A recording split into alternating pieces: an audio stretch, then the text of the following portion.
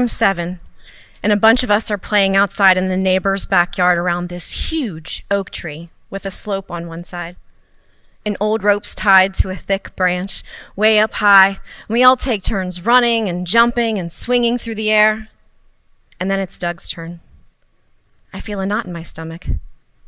Something isn't right. But I don't say anything. An older kid and Doug both grab the rope. They run, Doug jumps, and launches into the air. Halfway around the tree, his hands slip. He falls, hits the ground, and knocks himself unconscious. Thankfully, he recovered, but I never forgot that moment when I knew something was off and didn't say anything. Years later, I'm driving to work, and with a 30-minute commute, I'm lost in thought. Then suddenly I get this flash of a scene, like a photo, popping into my head. My friend Madeline's on the side of the road next to the car. Minutes later, she calls and says she's going to be late to work because her car broke down. More recently, I was the remote director of global operations for an international IT services company when a manager on my team, Amber, reached out. I'm with one of my employees, Todd. He's pushing back on everything. As she vented, I felt what was happening. Not just her frustration, but his resistance too. And it didn't feel like defiance. I pause. I don't think Todd's trying to be difficult. He's protecting himself. There's something deeper going on. Later, after working with him, Amber came back and said, "You nailed it." I hadn't met Todd.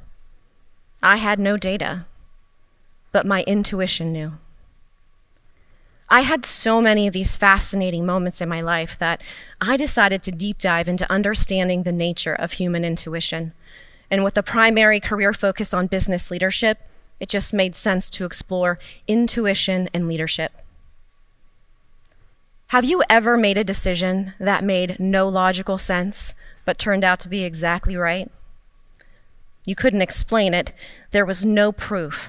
But something deeper, quieter said, "This is the way." And when you followed it, everything shifted. Like you took a different route home and later learned there was an accident on your usual path. Or you hired someone who didn't check every box on paper, but something about them felt right, and they turned out to be a rock star. Or maybe you stayed in a conversation a little longer than planned, and that extra moment opened a door you never saw coming. In leadership, we're trained to follow the facts, to stay within the boundaries of what's rational and provable. In the Western world, our culture has conditioned us to trust logic over intuition. And yet, evidence suggests the best leaders do the opposite. Paul McCartney, one of the most successful singer-songwriters in history, once dreamed of a fully formed melody, the iconic song Yesterday. He called it a lovely tune and a magic thing. For weeks, he'd asked people if they'd heard it before. The intuitive decision to make this track, unlike anything he had produced before, went on to become one of the Beatles' most beloved and covered songs in the history of recorded music. And thanks to Peter Jackson's documentary Get Back, we get a glimpse of Paul's intuitive, creative process in real time, rarely writing down a note, often composing by feel, flow, and instinct. And in the 1930s, while most of Britain believed peace with Hitler was possible, Winston Churchill had a deep, uneasy feeling. He couldn't prove it. There was no clear data, but his intuition told him, that man is dangerous. People called him dramatic, even paranoid, but Churchill couldn't ignore what he felt. And when war finally broke out, the world realized he was right all along. It wasn't logic that saved them. It was one man's ability to trust his gut. It's fair to say we all have access to intuition, and we've all had moments of just knowing things. But what's happening beneath the surface? Let's zoom out a moment. Think of your brain as an orchestra, quietly tuning behind the curtain. Strings, brass, percussion, all different, but working in harmony. You don't hear every section separately. You experience the music as one beautiful wave. Memory, emotion, pattern recognition, and perception, each contributing their part to create a moment of insight that seems to come from nowhere. And while that may sound poetic, it's backed by science. Cognitive scientist Gary Klein found that people in high-stakes roles, ER doctors, firefighters, military leaders, make split-second decisions with astonishing accuracy, even without time to analyze every option. He suggests what we often call intuition is actually unconscious expertise, a rapid form of pattern recognition based on experience, context, and cues that logic alone can't always explain. Even the US Navy's investing in intuition. In 2014, the Office of Naval Research launched a multi-year program to explore a sixth sense in sailors and Marines. Their research shows that when the stakes are high, intuitive decisions can be faster and more accurate than conscious reasoning. And when the stakes are life or death, that kind of instinct is mission critical. Harvard's Eric McNulty explored how insights from neuroscience and behavioral science can be woven into crisis leadership training, showing that leaders who pair analytical reasoning with an intuitive awareness or a head, heart, and gut approach are better equipped to navigate crisis situations. Our brains are like superheroes using all sorts of information to make decisions, even what we're not conscious of. Throughout my career, I've coached thousands of people who share the same core challenges: communicating clearly, leading change when no one wants to change, delegating without micromanaging, and giving feedback that lands the way we want it to name a few. On paper, these look like skill issues, but in reality, they reveal a deeper disconnection from ourselves. And I believe modern leadership has devalued intuition with its over-reliance on data, analytics, and structured decision-making. Real leadership lives in the heart, in the gut, and in the body. It's what we sense but can't always prove, and that's the boundary we're not conditioned to cross.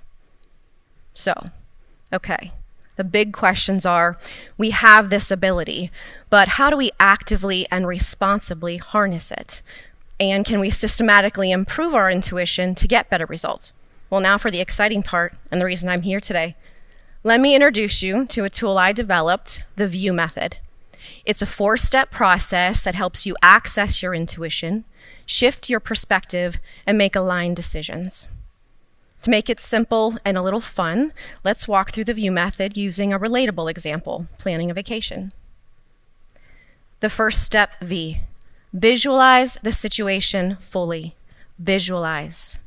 That means stepping outside of yourself to see the full picture. Where have you been? Where are you now? And where do you want to go? In vacation terms, this is pre-planning. So you ask, what vacations have I taken in the past? What worked? What didn't? Do I want a wild adventure or a quiet beach? You consider your past experiences, present needs, and future vision. Ask yourself, what am I carrying from the past, and what future am I truly creating?